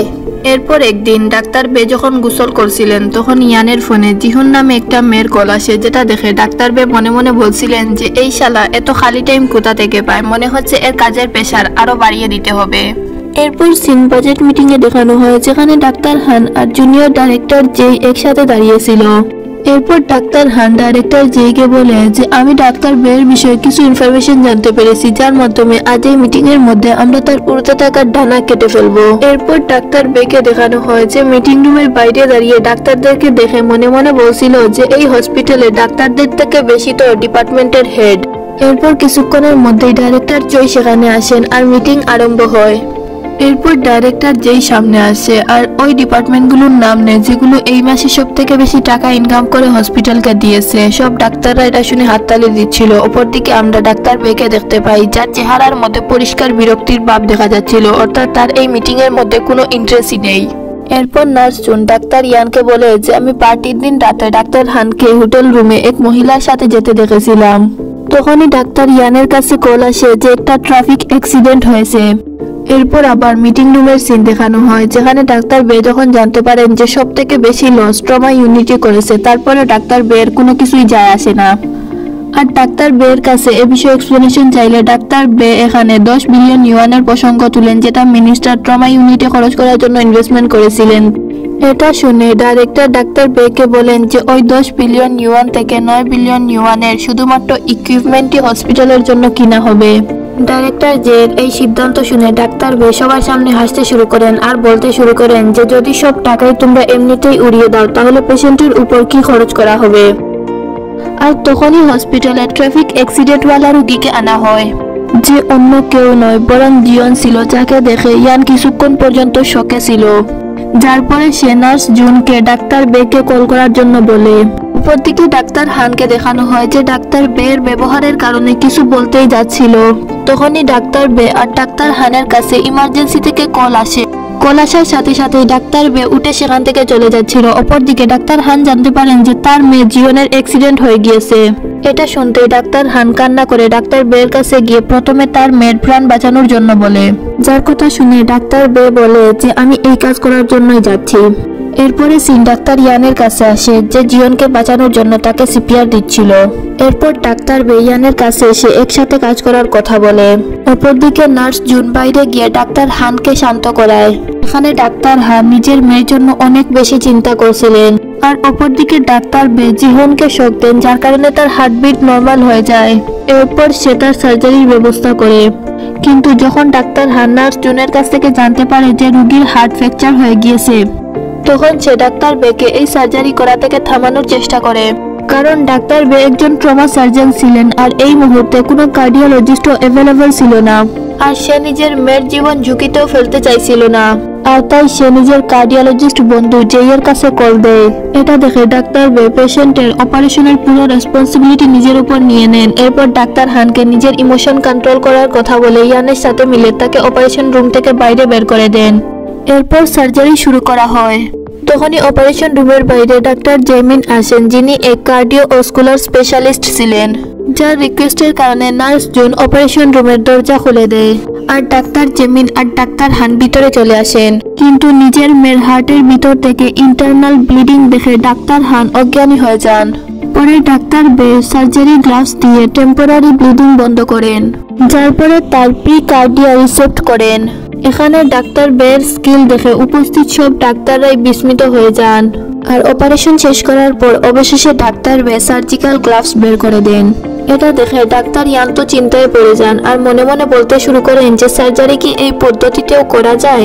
এরপর অপারেশন শেষ হয়ে যাওয়ার পর অপারেশন রুম থেকে বাইরে বেরোলে ডাক্তার হান ডাক্তার বের কাছে কান্না করে নিজের মেয়ের প্রাণ বাঁচানোর জন্য ধন্যবাদ জানান, এরই সাথে তার কাছে ক্ষমাও চান। তখন ডাক্তার বে ডাক্তার হানকে বলেন যে এই সমস্ত ইমার্জেন্সির জন্যই ট্রমা ইউনিটের থাকা প্রয়োজন। এরপর জিহনের জ্ঞান ফিরলে ডাক্তার হান ডাক্তার বের কাছে আবার ধন্যবাদ জানান। এরপর তাকে নিজের সেই নকল ইনসেন্ট কাপের মধ্যে চা সার্ভ করেন। এরপর ডাক্তার বে ডাক্তার হানকে জিজ্ঞাসা করেন যে তুমি মিটিং এর মধ্যে আমার কোন রহস্য বের করার কথা বলেছিলে। তখন ডাক্তার হান তাকে বলে যে তুমি যখন আফগানিস্তানে ছিলে তখন তুমি এক প্রাইভেট মিলিটারি গ্রুপ ব্ল্যাকউইনের সাথে মিলে 5 বছর কাজ করেছিলে, যেখানে তুমি অনেক মানুষের প্রাণও নিয়েছিলে। এই সমস্ত কিছু শুনে ডাক্তার বে রেগে যান আর ডাক্তার হানকে বলেন যে তোমার এই সমস্ত বিষয়ে মাথা ঘামানোর কোনো প্রয়োজনই নেই, কারণ তুমি আমার বিষয়ে যত কম জানবে তত বেশি বেঁচে থাকবে। এই কথা শুনে ডাক্তার হান ডাক্তার বেকে এই কথা অন্য কাউকে জানাবেন না বলে ওয়াদা করেন। পরে সিনে আমরা ডাক্তার বেকে রেডি হতে দেখি। এখানে ডাক্তার বে ইয়ানকে বলেন যে তার ভালো কাজ করার জন্য মিডিয়ার লোকেরা তার ইন্টারভিউ নেওয়ার জন্য আসছেন। এরপর আমরা তাকে মিডিয়ার সামনে কথা বলতে দেখতে পাই। তখনই তার কাছে কল আসে, সে পিক আপও করে, কিন্তু কন্টিনিউয়াসলি মিডিয়ার লোকেরা তাকে প্রশ্ন করার কারণে সে কোনো কিছুই শুনতে পারছিল না। আর তাই সে জোরে শাউট করে মিডিয়ার লোকেদের মুখ বন্ধ করে দেয়। এরপর সে কল শুনে সেখান থেকে চলে যায়। এরপরে সিনে আমরা ডাক্তার ইয়ানকে দেখতে পাই যে হার্ট ফ্র্যাকচারের বিষয়ে একটা আর্টিকেল পড়ছিল। তখনই তার কাছে ডাক্তার বের কল আসে যে তাকে আর্জেন্টলি হেলিপোর্টের কাছে আসতে বলে। তখনই হার্ট ফ্র্যাকচারের আর্টিকেলের ছবির হাতের মধ্যে ফোকাস দেখানো হয়, যেখানে ডাক্তার বের মতো দেখতেই একটা ট্যাটু ছিল। কিন্তু এটা ডাক্তার বের হাত কিনা না তা ক্লিয়ার করা হয় না, এটা তো আমরা সামনেই জানতে পারবো। এরপর ইয়ান হেলিপোর্টে পৌঁছানোর পর ডাক্তার বের হাতের ট্যাটু দেখে তাকে প্রশ্ন করে যে আপনি কি ব্ল্যাকউইন গ্রুপের বিষয়ে জানেন, যার কথা ডাক্তার বে তাকে কোনো কিছুই বলেন না। এরপর আমরা ডাক্তার বের সেটআপ বলার সেই সিনটা চারিদিকে ভাইরাল হতে দেখতে পাই, যেটা মিডিয়া রেকর্ড করে নিয়েছিল, যেটা দেখে হেলথ মিনিস্টার কেং মোটেও খুশি ছিলেন না। কিন্তু ডাইরেক্টর জেই আর ডাইরেক্টর চই এভাবে ডাক্তার বের সম্মানের ফালুদা হতে দেখে অনেক বেশি মজা পাচ্ছিল। এরপর ডাক্তার ইয়ানকে দেখানো হয় যে একা একা বসে ব্ল্যাকউইন গ্রুপের বিষয়ে সার্চ করছিল। তখন সে জানতে পারে যে ব্ল্যাকউইন গ্রুপ ভিআইপিদের প্রোটেক্ট করার জন্য বানানো হয়, যেখানে তাদের কিডন্যাপিং এর রেস্কিউর মতো বিষয় করতে হয়। তখনই তার পিছন থেকে ডাক্তার বে চলে আসেন, যাকে দেখে ডাক্তার ইয়ান ভয় পেয়ে যান। এরপর ডাক্তার বে তাকে বলেন যে আরো ভালোভাবে সার্চ করে দেখো, এভাবে ইম্পর্টেন্ট কাজ ছেড়ে এইসব ফালতু কাজ করতেই থাকো। এই সমস্ত কিছু শুনে ডাক্তার ইয়ান ডাক্তার বের কাছে ক্ষমা চায়। তখনই এক ইমার্জেন্সি অ্যানাউন্সমেন্ট হয়, আর এই অ্যানাউন্সমেন্টে ট্রমা ইউনিটের সব ডাক্তার, নার্স আর সার্জনদেরকে ডাকা হয়। এটা শুনতেই তারা দুজন দৌড়ে সেখান থেকে যায়। এরপর ডাক্তার বের কাছেও কল আসে আর তাকে জানানো হয় যে এক ব্রিজের ওপর 60 গাড়ির একসাথে অ্যাক্সিডেন্ট হয়েছে, যার মধ্যে থেকে 3টা গাড়ি ব্রিজ থেকে পড়ে গিয়েছে, মানে শহরের মধ্যে এক বড়সড় ব্রিজ অ্যাক্সিডেন্ট হয়েছে। এরপর সিন অ্যাক্সিডেন্ট প্লেসে শিফট হয়। জায়গাটার অবস্থা অনেক খারাপ ছিল আর রেস্কিউ টিম সবাইকে রেস্কিউ করছিল আর সব মানুষই হেল্পের জন্য ডাক দিচ্ছিল আর আহতদের একের পর এক অ্যাম্বুলেন্সে করে হসপিটালে ভর্তি করা হচ্ছিল। এমন অ্যাক্সিডেন্টের সিন যে কোনো দেশের মুভিতেই দেখি না কেন আমার সবসময় বুঝে না মুভির কথাই মনে পড়ে। আর আহতদের সংখ্যা বেশি হওয়ায় হসপিটালের মধ্যেও হাঙ্গামা লেগে গিয়েছিল আর তখন ডাক্তার বে সব ডিপার্টমেন্টের ডাক্তারদেরকেই আসার কথা বলে। তখন ডাক্তার বের রেস্কিউ টিমের হেড মিস্টার আনের সাথে কথা হয় আর মিস্টার আন ডাক্তার বেকে বলেন যে ব্রিজ থেকে নিচে পড়ে যাওয়া গাড়িগুলো এখনো রেস্কিউ করা হয়নি। পর ডাক্তার বেয়ানকে নিয়ে হেলিকপ্টারে করে অ্যাক্সিডেন্টের জায়গায় যাওয়ার জন্য বের হয়ে পড়েন। আর ডাইরেক্টররা যখন জানতে পারে যে বেশি ইনজার্ড মানুষদেরকে রেস্কিউ করার জন্য ডাক্তার বে নিজে অ্যাক্সিডেন্ট স্পটে গিয়েছে তখন তারা অনেক রেগে যায়, কারণ এতে সব লাইমলাইটই ডাক্তার বে অটোমেটিক পেয়ে যাবে আর এই কাজে হসপিটালের অনেক টাকাও খরচ হতে যাচ্ছিল। এরপরে আমরা ডাক্তার বেকে দেখতে পাই যে হেলিকপ্টার দিয়ে ব্রিজের নিচে ল্যান্ড করেন আর সেখানের অবস্থা পুরোপুরিভাবেই খারাপ ছিল, যার মধ্যে কিছু মানুষের মৃত্যু হয়ে গিয়েছিল, যা দেখে তিনি প্রথমে ইয়ানকে প্যানিক না হওয়ার কথা বলেন। এরপরে তারা দুজন আলাদা হয়ে মানুষের চিকিৎসা করতে শুরু করেন। এরপর এক রেস্কিউয়ার এক পেশেন্টকে নিয়ে ডাক্তার বের কাছে আসে, যার পেটের মধ্যে পাইপ ঢুকে গিয়েছিল, যার কারণে তার অনেক ব্লিডিং এর দরুন তার অবস্থা অনেক বিগড়ে গিয়েছিল।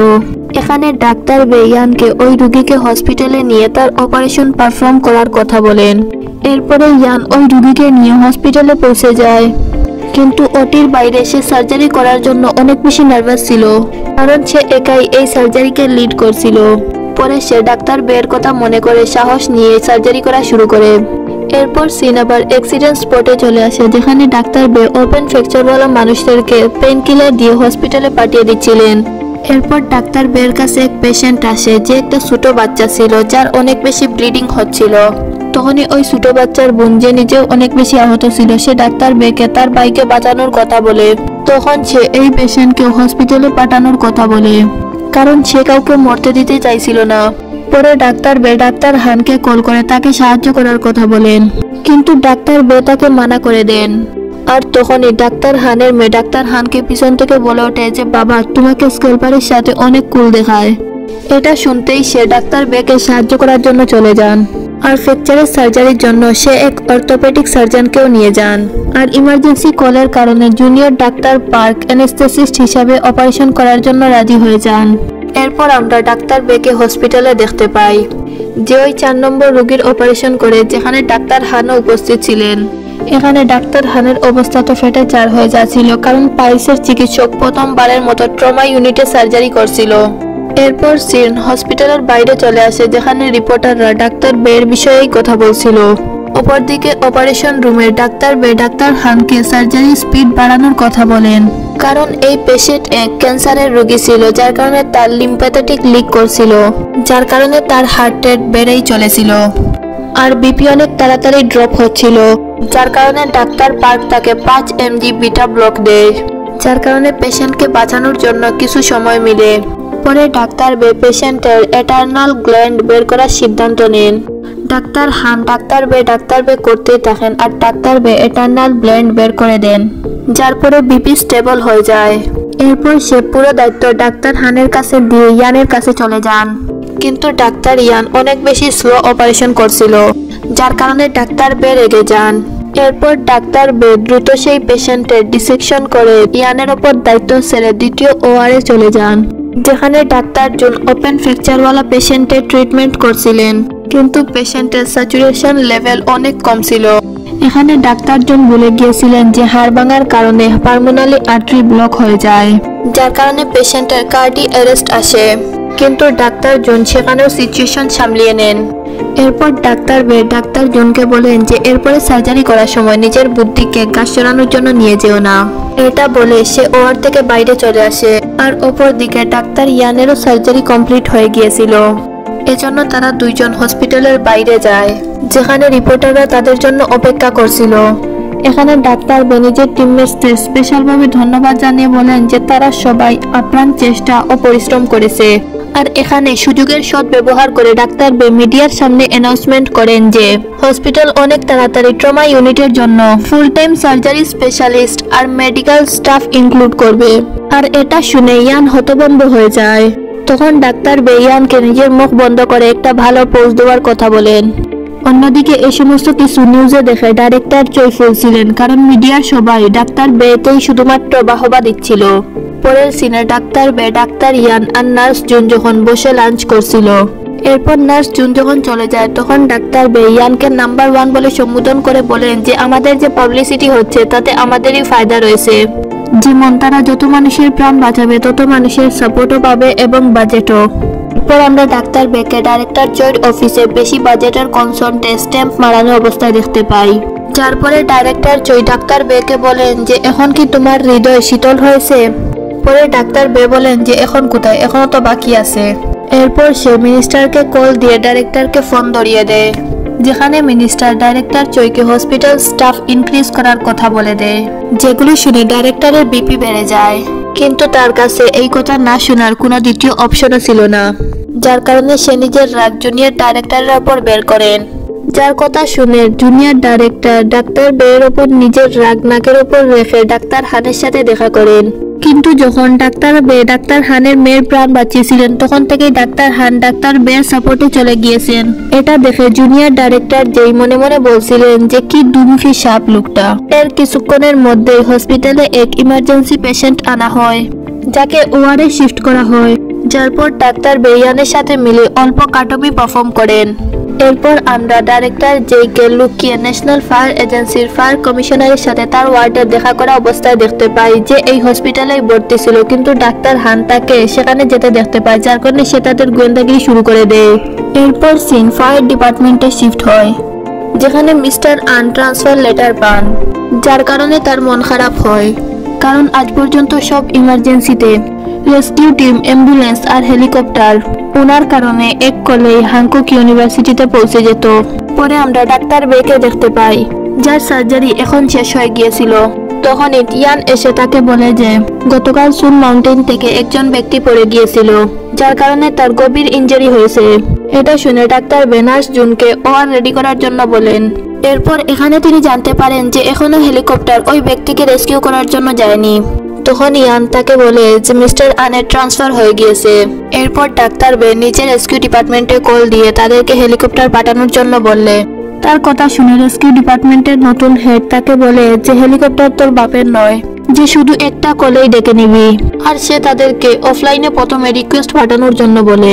এগুলো শুনে ডাক্তার বে অনেক বেশি রেগে যান আর তিনি শাউট করতে শুরু করেন। পরে ইয়ান ডাক্তার বেকে বলে যে তাদের কাছে একটা অ্যাম্বুলেন্সও আছে। এটা শুনে ডাক্তার বে তাকে বলেন যে তুমি আমাকে আর কবে বলতে। এরপর তারা দুজন নার্স জুনকে নিয়ে ব্লু কাউন্সিল ন্যাশনাল পার্কে চলে যান, যেখানে ডাক্তার বের হেভি ড্রাইভিং স্কিল দেখে নার্স জুন বলে যে আমার কাছে তো মনে হচ্ছিল যে আমরা এখন আর হেভেনের স্টপে গিয়ে থামবো। তখন রেস্কিউয়াররা পেশেন্টকে নিয়ে পাহাড়ের নিচে আসে, যাকে তারা তাদের অ্যাম্বুলেন্সে নিয়ে নেয়। আর এখানে তারা পেশেন্টকে চেক করলে বুঝতে পারে যে তার দুই পা আর নিচের অংশ রেসপন্স করছে না। যার ফলে ডাক্তার ইয়াং তার হেড শিফট করেন, যেখানে হেডে শুধুমাত্র সোয়েলিং ছিল কিন্তু কোনো ব্লিডিং ছিল না, যার কারণে তারা দুজন টেনশনে পড়ে যায়। তখনই পেশেন্টের বিপি নামছিল কিন্তু তার পালস স্টেবল ছিল। এই কেস অনেক ক্রিটিক্যাল ছিল, কিন্তু ডাক্তার বেহার মানেন না আর নিজের কাজ করতে শুরু করেন।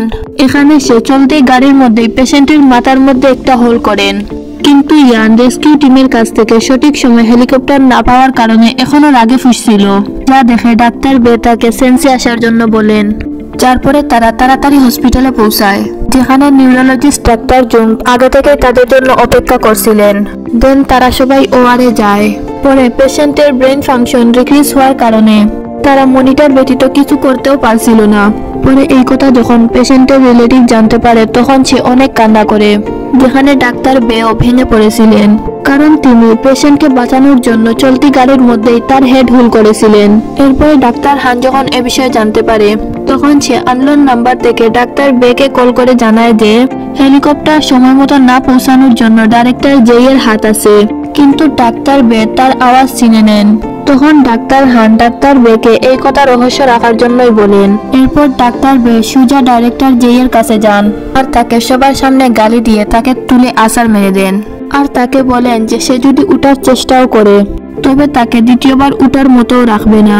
আর সেখানে উপস্থিত সবার সামনে ডাইরেক্টর জেইয়ের সম্মানের ফালুদা হয়ে যায়। ওই রাতে ডাক্তার ইয়ানের কাছে নার্স জুনের কল আসে। সে তাকে বলে যে ডাক্তার বে তাকে বিল্ডিং এ ডেকেছেন। এরপর সে ওল্ড বিল্ডিং এ গেলে সেখানে সে নার্স জুনকে পায়। এখানে নার্স জুন ইয়ানকে বলে যে ডাক্তার বে নয়, বরং আমি তোমার সাথে দেখা করতে চাইছিলাম। সে তাকে নিয়ে এক এয়ার বেন্ডার, যেটা প্রত্যেক 5 মিনিটে চালু হতো, তার সামনে গিয়ে জুড়ে ফায়ার ডিপার্টমেন্টকে গালি দিতে শুরু করে। সে ফায়ার ডিপার্টমেন্টকে উদ্দেশ্য করে বলে যে হতচ্ছাড়া, তোদের হেলিকপ্টার না দেওয়ার কারণে কারো প্রাণও যেতে পারে, তোমরা হেলেও জায়গা পাবে না হারামিরা। এ সমস্ত কিছু বলে সে নিজের সব রাগ বের করে। আর নার্স জুনকে এ সমস্ত কিছু করতে দেখে ডাক্তার ইয়ানের তো নিজের চোখের উপর বিশ্বাসই হচ্ছিল না যে তার সামনে নার্স জুন দাঁড়িয়ে এই সমস্ত কিছু করছে। এরপর নার্স জুন ইয়ানকে বলে যে আমি প্রায় এখানে এসে নিজের মনকে হালকা করি। এরপর সে ডাক্তার ইয়ানকেও সেম কাজ করতে বলে। এরপর নার্স জুন বসে ডাক্তার ইয়ানকে বোঝায় যে যদিও কেউ আমাদের সঙ্গ দেখ কিংবা না দেখ, আমাদের কর্তব্য হলো সবসময় পেশেন্টের প্রাণ বাঁচানো। আর এটা শুনে ডাক্তার ইয়ানের কাছেও অনেক ভালো লাগে। তারপরে ডাক্তার ইয়ান ডাক্তার বের সাথে দেখা করার জন্য যান, যেখানে ডাক্তার বে ডিনার করছিলেন। যেখানে ডাক্তার বেও তাকে বুঝান আর বলেন যে আগে আমিও তোমার মতোই ছিলাম। এরপরে আমি বুঝতে পারলাম যে এক ডাক্তারের জন্য একটা প্রাণ বাঁচানোর থেকে ইম্পর্টেন্ট অন্য কিছুই না। এরপরে সিন ডাইরেক্টর জেইয়ের উপর শিফট হয়, যেখানে সে ডাক্তার হানের কাছে ডাক্তার বের সিক্রেট জানতে চায়, যেটা সে বাজেট মিটিং এ বলতে চাইছিল। কিন্তু অনেক জিজ্ঞাসা করার পরেও ডাক্তার হান তাকে কিছুই বলেন না, যার কারণে ডাইরেক্টর জেই রেগে ডাক্তার হানকে গালি দিতে শুরু করেন আর বলেন সে তাকে ধোঁকা দিচ্ছে। যার কথা শুনে ডাক্তার হান তাকে বলেন যে আমি শুধুমাত্র সঠিক মানুষের সঙ্গ দিচ্ছি, যে তার মেয়ের প্রাণ বাঁচিয়েছে, অথচ আমার 20 বছরের পুরনো বন্ধু তাকে দেখার জন্য আসেনি। সিন পরের দিন মর্নিং এ শিফট হয়, যেখানে হসপিটালে এক রোগীকে আনা হয় যার গলার মধ্যে ছুরির ব্লেড ঢুকে গিয়েছিল, যার কারণে তার আর্জেন্ট সার্জারির প্রয়োজন ছিল। কিন্তু যখন তাকে নিয়ে সবাই ওয়ার যাচ্ছিল, তখনই কোর্ট থেকে এসে কিছু লোক ডাক্তার বেকে মাল প্র্যাকটিস করার জন্য তার কাছ থেকে কাজ করার অথরিটি ছিনিয়ে নেয়। কারণ ডাক্তার বে এক পেশেন্টের চিকিৎসা চলতি অ্যাম্বুলেন্সের মধ্যে করেছিলেন, আর ডাক্তার বে বিনা লাইসেন্সে হেলিকপ্টার উড়িয়েছিলেন আর চলতি হেলিকপ্টারের মধ্যে পেশেন্টের অপারেশন চালিয়েছিলেন। আর তখন আমরা এটাও জানতে পারি যে ডাইরেক্টর ওয়ারও বন্ধ করে দিয়েছেন, যার কারণে ডাক্তার বের অনেক বেশি রাগ হয়। যার কারণে ডাক্তার বে ইয়ানকে সিটি স্ক্যান করার জন্য বলে সেখান থেকে চলে যান। তখনই পেশেন্টের বিপিও ড্রপ হতে শুরু করে, যেটা দেখে ডাক্তার ইয়ান তো কনফিউজ হয়ে যান। উপর থেকে আমরা ডাক্তার বেকে দেখতে পাই, যিনি ডাক্তার ইনের কাছে যান, যিনি ডাইরেক্টর জেইয়ের অনেক বেশি ক্লোজ ছিলেন। এখানে ডাক্তার বে ওই ডাক্তারকে বোঝানোর চেষ্টা করেন যে এই মুহূর্তে পেশেন্টের ওয়ারের কতটা প্রয়োজন। এরপর আমরা আবার ডাক্তার ইয়ানকে দেখতে পাই, যিনি পেশেন্টকে সিটি স্ক্যান করার জন্য নিয়ে যান। তখনই ডাক্তার বে সেখানে আসেন। ডাক্তার বে এসে দেখতে পান যে পেশেন্টের বিপি স্টেবল নয়, আর এরই সাথে পেশেন্টের প্রত্যেকটা নিঃশ্বাসের সাথেই ব্লাডটা তার ভিতরের দিকেই যাচ্ছে। এরপর সেখানে জানানো হয় যে ওয়ার খুলে দেওয়া হয়েছে। তখন অ্যানেস্থেসিস্ট আর বাকি টিম ওয়ার রেডি করেন। এরপর পেশেন্টের সার্জারি শুরু হয়। এরপর ডাক্তার হান যখন জানতে পারেন যে ডাক্তার বের মাল প্র্যাকটিস করার কারণে ডাইরেক্টর যেই হসপিটালের মধ্যেই প্রেস কনফারেন্স ডেকেছেন, যাতে ডাক্তার বের রেপুটেশন নষ্ট করা যায়, এটা দেখে ডাক্তার হান মনে মনে ডাক্তার বেকে সাহায্য করার বিষয়ে চিন্তা করেন। এরপর সিন আবার ওয়ারে শিফট হয়, যেখানে ডাক্তার বে পেশেন্টের প্রথমে কার্ডিও প্লাম্পানারি বাইপাস করেন। তারপরে ইয়ান অনেক সাবধানতার সাথে সেই ছুরি বের করে। এরপর তাদের যখন পেশেন্টের জন্য আর্টিফিশিয়াল ব্লাড সাপ্লাইয়ের প্রয়োজন পড়ে, তখন ডাক্তার বে ডাক্তার ইয়ান আর নার্স জুনকে সাপ্লাই আনার জন্য পাঠান। কিন্তু রাস্তায় ডাক্তার ইয়ান ডাক্তার হানের কাছ থেকে ডাক্তার বের বিপক্ষে যে মিডিয়াতে স্টেটমেন্ট দেওয়া হচ্ছে এ বিষয়ে জানতে পারেন। তখন সে সঙ্গে সঙ্গে ডাক্তার বেকে গিয়ে এ বিষয়ে জানায়। কিন্তু ডাক্তার বের ফোকাস শুধুমাত্র সার্জারির মধ্যেই ছিল, আর ডাক্তার বে এমন ভাবে রিয়েক্ট করেন যে এতে তার কোনো কিছুই যায় আসে না। এরপর ডাক্তার বে পেশেন্টের অল্টা হেয়ার রিমুভ করে তার সার্জারি কমপ্লিট করে নেন। অপরদিকে ডাক্তার হান নিউরোলজিস্ট ডাক্তার ইয়ানকে কল করে ডাক্তার বে এর হেল্প করার জন্য বলেন, কারণ সেও ওই অপারেশনের সময় উপস্থিত ছিল, কিন্তু সে পরিষ্কার মানা করে দেয়।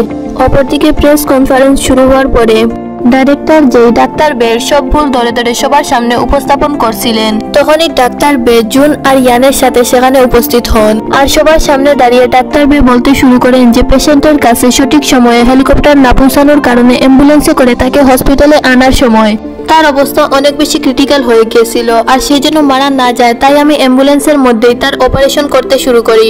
এরই সাথে ডাক্তার বে এখানে এও বলেন যে আর হেলিকপ্টার ওই পেশেন্টের কাছে সময় মতো না পৌঁছানোর কারণে কিন্তু ডাইরেক্টর জেই ছিলেন, অর্থাৎ ডাক্তার বে এখানে ডাইরেক্টর জেইকে তার খোঁড়া কবরে তাকে ঢেলে দিয়েছিলেন। আর ডাক্তার বের মুখে এই সমস্ত কিছু শুনে ডাইরেক্টর জেইয়ের তো মাথায় ঘুরে যায়, আর সবার সামনে এখানে ডাইরেক্টর জেইয়েরই রেপুটেশন শেষ হয়ে যায়। আর ডাক্তার বের মুখে এই সমস্ত কিছু শুনে সেই পেশেন্টের গার্জিয়ান ডাইরেক্টর জেইয়ের উপর অনেক রেগে যায় এবং তাকে থাপ্পড় বসিয়ে দেয়। এরপর মিডিয়ার সামনে ডাইরেক্টর জেই নিজের স্টেটমেন্ট দিয়ে বলেন যে ডাক্তার বের ডানা এত বেশি আকাশে উঠছে কারণ মিনিস্টার সবসময় তাকে সাপোর্ট করছে। তারপরে এই নিউজ অনেক তাড়াতাড়ি ভাইরাল হতে শুরু করে, আর মানুষ নিজেদের মধ্যেই গসিপ করতে শুরু করে যে আসলেই তো মিনিস্টার কেনই বা ডাক্তার বের এত বেশি সাপোর্ট করছেন, আর তাদের দুজনের মধ্যে সম্পর্ক কি। এরপরে সিনে ডাক্তার বে যখন ডাক্তার হানের সাথে বসে লাঞ্চ করছিলেন তখন তার কাছে মিনিস্টারের কল আসে যে তাকে নিউজ দেখার জন্য বলেন। নিউজে দেখানো হচ্ছিল যে সাউথ সুদানের মধ্যে সাউথ কোরিয়া থেকে হানবিট ইউনিটকে একটি রেস্কিউ অপারেশনে পাঠানো হয়েছিল, কিন্তু ওই জায়গার আতঙ্কবাদীদের তাদের উপর অ্যাটাক করার কারণে তাদের ক্যাপ্টেন লি হিয়ন জুনের উপর শুট করা হয়েছে, যার কারণে বর্তমানে তার কন্ডিশন অনেক ক্রিটিক্যাল। এই জন্য মিনিস্টার ডাক্তার বেকে সেখানে গিয়ে যে কোনোভাবে ক্যাপ্টেন লিকে বাঁচানোর জন্য বলেন, যার পরে ডাক্তার বে নিজের টিম বানিয়ে সুদানের উদ্দেশ্যে বেরিয়ে পড়েন, যার টিমের মধ্যে নার্স জুন, ডাক্তার ইয়ান আর অ্যানেস্থেসিস্ট ডাক্তার পার্কো ছিলেন। সাউথ সুদান পৌঁছানোর পর এক ছোট হসপিটালে তারা ক্যাপ্টেন লি এর অবস্থা পর্যবেক্ষণ করেন, যা মারাত্মক ক্রিটিক্যাল ছিল, যার 2 আর্মস আর অ্যাবডোমেনে অনেকগুলো গুলি লেগেছিল। আর্মি সার্জন ডাক্তার সিউ ডাক্তার বেকে বলেন যে মেইন হসপিটালে টেররিস্ট অ্যাটাক হওয়ার কারণে তারা ক্যাপ্টেন লিকে নিয়ে এখানে এসেছে, কিন্তু তাদের কাছে কোনো রিকোয়ার্ড সাপ্লাই নেই, এমনকি তাদের কাছে ব্লাডও নেই। যার পরে ডাক্তার বে উনার সার্জারি শুরু করেন আর এক হাতেই গুলি বের করে নেন, যার চক্করে 2 ব্লাড ইউনিট শেষ হয়ে যায়। অপরদিকে সিন আমাদের হ্যাংকক ইউনিভার্সিটি ট্রমা সেন্টারে দেখানো হয়, যেখানে ডাক্তার হান প্রচুর পেশেন্টদের বেশ সুন্দরভাবেই হ্যান্ডেল করছিলেন। এরপর আমরা ডাইরেক্টর চইকে দেখতে পাই যে ডাক্তার পার্কের কাছে মিস্টার লি এর কন্ডিশনের বিষয়ে জিজ্ঞাসা করেন, যাকে নার্স লি দেখে নেন। পরে আমরা ডাক্তার বেকে দেখতে পাই যে এক ভিডিও কনফারেন্সে মিনিস্টারের কাছে এয়ার অ্যাম্বুলেন্সের রিকোয়েস্ট করেন, কারণ মিস্টার লিকে প্রথমে হসপিটালে শিফট করার প্রয়োজন ছিল, কিন্তু মিনিস্টার তাকে বলেন যে এয়ার অ্যাম্বুলেন্সের জন্য তাদের কাছে বাজেট নেই। তখনই মিস্টার লি এর অবস্থাও বিগড়ে যেতে শুরু করে, উনার বিপি আনস্টেবল হয়ে গিয়েছিল।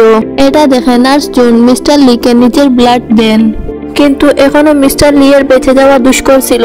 এই জন্য ডাক্তার বেন নিজে মিস্টার লি এর সাথে নিজের টিমকে নিয়ে ওইখান থেকে কোথাও যাওয়ার জন্য বেরিয়ে পড়েন। ওই জায়গা আতঙ্কবাদী দিয়ে ভরে পড়েছিল, কিন্তু মিস্টার লিকে বাঁচানো প্রয়োজন ছিল। এরপর ডাক্তার বে এক জায়গায় পৌঁছান যেখানে অনেক উঁচু উঁচু দেওয়াল ছিল, কিছু লোক তাদেরকে বাইরেই থামিয়ে নেয়। তখন ডাক্তার বে তাদেরকে বলেন যে গিয়ে ওয়ালকারকে বলো যে মালাক এসেছে। এই জায়গাটা কিন্তু সুদান ছিল, যেটা মুসলিম দেশ, আর এখানে মালাক দিয়ে সম্ভবত ফেরেশতা বোঝানো হয়েছে। আর অপর দিক থেকে কিন্তু উত্তর আসতে দেরি হচ্ছিল, যার কারণে ডাক্তার বে ফুল স্পিডে গাড়ি স্টার্ট করে দেন, যেটা দেখে সব সোলজার তাদের উপর ফায়ারিং করতে শুরু করেন। কিন্তু তখনই সেই সোলজারদের ক্যাপ্টেন মাইকের মাধ্যমে তাদেরকে থামার কথা বলে আর তাদেরকে ভিতরে আসতে দেওয়ার জন্য বলে। তখন ওয়ালকার আর তার টিম মেম্বারদের কথার মাধ্যমে আমরা জানতে পারি যে যখন তারা আফগানিস্তানে ছিলেন তখন মালাক অর্থাৎ ডাক্তার বে তাদের অনেক বেশি হেল্প করেছিলেন, আর এই জন্য এখন তারা ডাক্তার বেকে তাদের হসপিটাল ইউজ করার জন্য দেয়, আর তাদের সব স্টাফদেরকেও বলে যে তারা যেন তাদের সব দিক থেকেই সাহায্য করে। এরপর ওয়ারে ক্যাপ্টেন লি এর সার্জারি শুরু হয়, যেখানে তার ইনস্টেটেনের ইনফেক্টেড এরিয়াকে কেটে ফেলা হয়, আর তার আর্মের মধ্যে এক আর্টিফিশিয়াল বন লাগানো হয়, যার মধ্যে পুরো ডাক্তার টিম নিজেদের প্রাণ লাগিয়ে কাজ করে। আর এখানে যে ওয়ালকার, সে মূলত ব্ল্যাক উইং গ্রুপের আফ্রিকান ব্রাঞ্চের লিডার ছিল, আর বর্তমানে তারা সাউথ সুদানেই অবস্থান করছে। আর এখানে তাদের টিম ডাক্তার বেকে সার্জারি করা অবস্থায় দেখে নিজেদের মধ্যে কথা বলছিল যে ডাক্তার বে সার্জারি করা অবস্থায় ততটাই কনফিডেন্স আছেন যতটা তিনি আগে সার্জারি করা অবস্থায় থাকতেন। এরপর কিছুক্ষণের মধ্যেই সার্জারি সাকসেসফুলি কমপ্লিট হয়ে যায়। নেক্সট মর্নিং আমরা নার্স জুনকে বিছানায় শুয়ে থাকা অবস্থায় দেখতে পাই, যার হাতে ড্রিপ লাগানো ছিল, কারণ সে তার অনেক ব্লাডি ক্যাপ্টেন লিকে দিয়ে দিয়েছিল, যার কারণে সে দুর্বল হয়ে অজ্ঞান হয়ে গিয়েছিল। পরে সে ডাক্তার ইয়ানের সাথে বসে ব্রেকফাস্ট করে, পরে আমরা ডাক্তার বেকে দেখতে পাই যে ওয়ালকারের কাছে গিয়ে ওয়ালকারকে আফগানিস্তানে করা তার উপকারের প্রতিদান দেওয়ার কথা বলে। এখানে ডাক্তার বে ওয়ালকারের কাছে সাউথ কোরিয়া ফিরে যাওয়ার জন্য এয়ার অ্যাম্বুলেন্স চাইলে ওয়ালকারও তাদেরকে এয়ার অ্যাম্বুলেন্স দিয়ে দেয়। এরপর সিন নেক্সট মর্নিং এ দেখানো হয় যেখানে সাউথ কোরিয়া ফিরে যাওয়ার জন্য ক্যাপ্টেন লিকে ওয়ালকারের দেওয়া এয়ার অ্যাম্বুলেন্সে তোলা হচ্ছিল। সাউথ কোরিয়া রওনা হওয়ার আগে আমরা ডাক্তার পার্ক আর নার্স জুনকে একসাথে দেখতে পাই। এখানে ডাক্তার পার্ক নার্স জুনকে বলে যে সে ডাইরেক্টর চইয়ের গোয়েন্দা এই জন্য হয়েছে কারণ সে ট্রমা সেন্টার জয়েন হতে চাইছিল। মূলত সে গোয়েন্দাগিরির বাহানা করে সচরাচর ট্রমা সেন্টারে আসা যাওয়া করত। এটা শুনে জুন খুশি হয় কারণ তার মতো এক যোগ্য অ্যানেস্থেসিস্টের প্রয়োজন ছিল। এরপর তারা সাউথ কোরিয়ার উদ্দেশ্যে রওনা দেয় যেখানে তাদের জন্য এয়ারপোর্টের মধ্যেই ছোটখাটো এক ওয়েলকাম সেরিমনি অ্যারেঞ্জ করা হয়েছিল। এরপর তারা যখন সাউথ কোরিয়া পৌঁছায় তখন সব রিপোর্টাররা তাদের ঘেরাও করে নেয়, যা দেখে ডাক্তার বে আলাদা করে তাদের ক্যাপ্টেন লি এর সার্জারির বিষয় খুলে বলেন। এরপর সে বাকি বিষয় মিনিস্টারের উপর ছেড়ে হাংকুক ইউনিভার্সিটি হসপিটালের জন্য বেরিয়ে পড়েন। কিন্তু তখনই ডাক্তার বে জানতে পারেন যে ডাক্তার হান বর্তমানে এক অ্যাক্সিডেন্ট স্পটে অবস্থান করছেন যেখানে এক বিল্ডিং এ মারাত্মক আগুন লেগেছিল। এটা শুনতেই ডাক্তার বে নার্স টিংকে হসপিটালে যাওয়ার জন্য বলে দ্রুত সেই অ্যাক্সিডেন্ট স্পটে যাওয়ার জন্য বেরিয়ে পড়েন। এরপর অ্যাক্সিডেন্ট স্পটে আমরা ডাক্তার হানকে দেখতে পাই। তার উপর অনেক বেশি প্রেসার পড়ছিল কিন্তু তারপরেও তিনি অনেক ভালোভাবেই কাজ করছিলেন। আর ক্লান্ত হয়ে গেলে তিনি নিজেকে এই বলে মোটিভেট করছিলেন যে আমি ডাক্তার বে এর মতোই আর আমি সব করতে পারবো। তখনই ডাক্তার বে সেখানে পৌঁছে যান। ডাক্তার বেকে দেখে ডাক্তার হান এতটা বেশি ইমোশনাল হয়ে যান যে তাকে দেখে মনে হচ্ছিল যে তিনি এইমাত্র কান্না করে দিবেন। এরপরে তারা দুজনে মিলেই একসাথে কাজ করতে শুরু করেন। এরপর এখানে ডাক্তার বে এর কাছে মিস্টার আন আসেন যে রেস্কিউ টিমের লিডার ছিলেন। এখানে মিস্টার আন ডাক্তার বেকে বলেন যে এই পুড়তে থাকা বিল্ডিং গুলোর মধ্যে থেকে একটা বিল্ডিং এর মধ্যে অক্সিজেন সিলিন্ডার আছে যার কাছে আগুন পৌঁছালে আরো বড় করে ব্লাস্ট হতে পারে। এটা শুনে ডাক্তার বে সব পেশেন্টদের এখান থেকে ট্রান্সফার করার অর্ডার দেন। কিন্তু এরপরে ডাক্তার বে যখন লাস্ট পেশেন্টকে রেস্কিউ করছিলেন তখন বিল্ডিং এর অক্সিজেন সিলিন্ডার গুলো ব্লাস্ট হয়ে যায়, যার কারণে ডাক্তার বে অনেক বেশি আঘাত পান। কিন্তু এরপরেও ডাক্তার বে পেশেন্টের জন্যই চিন্তা করছিলেন। এরপর হেলিকপ্টারে বসে হসপিটালের জন্য বেরিয়ে পড়েন। কিন্তু হেলিকপ্টারে বসে ডাক্তার বের কন্ডিশন ক্রিটিক্যাল হওয়া শুরু করে কারণ ডাক্তার বের গাড়ির ভিতরে এক ছোট লোহার টুকরা ঢুকে গিয়েছিল, যার কারণে ডাক্তার বের নিঃশ্বাস নিতে কষ্ট হচ্ছিল। এই কথা যখন ডাক্তার ইয়ান আর নার্স জুন জানতে পারে তখন তারা অনেক চিন্তায় পড়ে যায়। এরপর ডাক্তার হান ডাক্তার বেকে নিয়ে তাড়াতাড়ি করে হসপিটালে পৌঁছান। এরপর ডাক্তার ইয়ান ডাক্তার বেকে নিয়ে ওয়ার এর দিকে যান কারণ এই সার্জারি ডাক্তার ইয়ান নিজে লিড করবেন। কিন্তু এখানে ডাক্তার বে আর ডাক্তার ইয়ানের মধ্যে কথা কাটাকাটি শুরু হয়ে যায় যে প্রথমে তারা সিটি স্ক্যান করবে নাকি ডাইরেক্ট অপারেশন করবে। এখানে ইয়ান বলে যে বর্তমানে চিফ আমি, এজন্য তাই হবে যা আমি বলবো। আর এখানে ইয়ান প্রথমে সার্জারি করার সিদ্ধান্ত নেয়। এরপর আমাদের কিছুক্ষণ পরে সিন দেখানো হয় যেখানে ডাক্তার বে কনসিয়াস হয়ে গিয়েছিলেন, যার মানে ছিল যে সার্জারি সাকসেসফুল হয়ে গিয়েছিল। যার পরে ডাক্তার বে সবার প্রথমে ইয়ানের সাথে কথা বলেন। এখানে ডাক্তার বে ইয়ানকে ধন্যবাদ না জানিয়ে তাকে বলেন যে তুমি আমার সিটি স্ক্যান কেন করোনি।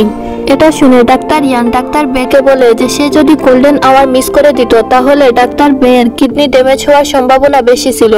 এটা শুনে ডাক্তার বে ডাক্তার ইয়ানকে বলেন যে ইডিয়েট, এতে আমি মারাও যেতে পারতাম। এটা শুনে ডাক্তার ইয়ান মন খারাপ করে বলেন যে এখন তো আপনি বেঁচে আছেন তাই না। এরপর ডাক্তার বে ইয়ানকে প্রথমবার তার নাম ধরে ডাকেন। এর আগে ডাক্তার বে সবসময় ইয়ানকে আনাস তো কখনো নাম্বার 1 বলেই ডাকতেন। এখানে ডাক্তার বে ডাক্তার ইয়ানকে বলেন যে ডাক্তার ইয়ান তুমি অনেক ভালো কাজ করেছো। আর ডাক্তার ইয়ান ডাক্তার বে এর মুখে নিজের জন্য প্রথমবারের মতো ডাক্তার শব্দ শুনে অনেক বেশি খুশি হন। আর ডাক্তার ইয়ানের হ্যাপিনেস দেখে তাদের টিমের সবাই খুশি হয়ে যায়। এরপর আমাদের কিছুদিন পরে নিউজে এটা দেখানো হয় যে ডাক্তার বে আর তার পুরো টিমের পরিশ্রমের কারণে হাংকক ইউনিভার্সিটি হসপিটালে গভর্নমেন্টের পক্ষ থেকে হেলিকপ্টার দেওয়া হবে। সিন কিছুদিন পরে ডাইরেক্টর চইয়ের ঘরে শিফট হয় যেখানে ডাক্তার বে তার সাথে দেখা করার জন্য আসেন। যেখানে ডাইরেক্টর হেলিকপ্টার সেরিমনির বিষয়ে জেনে মোটেও সন্তুষ্ট ছিলেন না, যেটা পরের দিনই হবে। এরপর ডাইরেক্টর ডাক্তার বেকে প্রশ্ন করেন যে পৃথিবীর এতটা হসপিটাল থাকতে তুমি কেন আমার হসপিটালের পিছনেই পড়ে থাকলে। যার কথা শুনে ডাক্তার বে বলেন যে যখন তার বাবার অ্যাক্সিডেন্ট হয়েছিল তখন সব হসপিটাল তাকে অ্যাডমিট নিতে মানা করে দিয়েছিল। এরপর অবশেষে তাকে হ্যাংকক ইউনিভার্সিটি হসপিটালে আনা হয়, যেখানে একজন ডাক্তার গোল্ডেন আওয়ার শেষ হয়ে যাওয়ার পরে নিজের সবটুকু দিয়ে তাকে বাঁচানোর চেষ্টা করেছিলেন, কিন্তু ওই ডাক্তার তাকে বাঁচাতে পারেননি। তখনই আমি সিদ্ধান্ত নিয়েছিলাম যে আমি বড় হয়ে ডাক্তার হব। আর যেই ডাক্তার বের বাবাকে বাঁচানোর জন্য আপ্রাণ চেষ্টা করেছিলেন, সেই ডাক্তার অন্য কেউ নয় বরং ডাইরেক্টর চই ছিলেন। এরপর যাওয়ার সময় ডাক্তার বে বলেন যে জানি না ওই ডাক্তার কোথায় হারিয়ে গেলেন, যিনি নিজের পেশেন্টকে বাঁচানোর জন্য একদম শেষ মুহূর্ত পর্যন্ত চেষ্টা চালিয়ে যেতেন। আর ডাক্তার বের এই কথাটা ডাইরেক্টর চইয়েরও হৃদয় স্পর্শ করে। মূলত ডাইরেক্টর চই একজন ভালো আর দায়িত্ববান ডাক্তার ছিলেন, কিন্তু ক্ষমতা আর টাকার লোভ তাকে এমনটা বানিয়ে দিয়েছে। এরপর পরের দিন হেলিকপ্টার সেরিমনিতে আমরা সবাইকে দেখতে পাই, যেখানে ডাইরেক্টর চই আর ডাক্তার হান একই রকম দেখতে স্যুট পরে আসেন, আর তাদের দুজনকে এই গিফট ডাক্তার বেই দিয়েছিলেন। এরপর সিন ডাক্তার বে আর ডাক্তার ইয়ানের দিকেই শিফট হয়, যেখানে তারা সোসাইটি অফ সার্জারির মিটিংয়ে ছিলেন, যেখানে ডাক্তার বে বর্তমান ইয়ুথকে ট্রমা সেন্টারে জয়েন হওয়ার ইম্পর্টেন্স বলছিলেন। তখনই ভিড়ের মধ্যে একটা ছেলে দাঁড়ায় যে সাউথ সুদান আর্মি ফোর্সের সার্জন সিয়ন ছিল। এখানে সে প্রশ্ন করে যে আমি যদি ট্রমা সেন্টার জয়েন করি তাহলে আমি মানুষের জন্য কি করতে পারবো, যার উত্তরে ডাক্তার বে বলেন যে সে মানুষের প্রাণ বাঁচাতে পারবে। এটা শুনে ডাক্তার ইয়ান সিয়নের ওয়েলকাম নাম্বার 2 বলে করে। এরপরে সিন সেরেমনিতে শিফট হয়, যেখানে ডাক্তার বে আর ডাক্তার ইয়ানের এন্ট্রি হয়। এরপরে ডাক্তার বে ট্রমা সেন্টার কেন ইম্পর্টেন্ট তা বলা শুরু করেন, কিন্তু তখনই ডাক্তার বের কাছে ইমার্জেন্সি কল আসলে ডাক্তার বে নিজের টিমকে নিয়ে হেলিকপ্টারে করে সেখান থেকে বেরিয়ে পড়েন। যার কারণে সেখানে উপস্থিত সবাই ট্রমা ইউনিট, ট্রমা সেন্টারের স্টাফ তাদের কাছে হেলিকপ্টার হওয়ার প্রয়োজনীয়তা নিজেদের থেকেই বুঝতে পারে। আর এরই মাধ্যমে শেষ হয় এই মেডিকেল কে ড্রামা। ভিডিও ভালো লাগলে ভিডিও লাইক করে দিও, আর আমাকে মোটিভেটেড রাখার জন্য তোমরা প্লিজ সাবস্ক্রাইব করে দিও। আর নেক্সট ভিডিও আসা পর্যন্ত আশা করি তোমরা সবাই ভালো থাকবে। আল্লাহ হাফিজ। ভালো ভালো ড্রামা আরো বেশি করে এক্সপ্লেইন করার চেষ্টা করব। আর নেক্সট ভিডিও আসা পর্যন্ত আশা করি তোমরা সবাই ভালো থাকবে। আল্লাহ হাফিজ।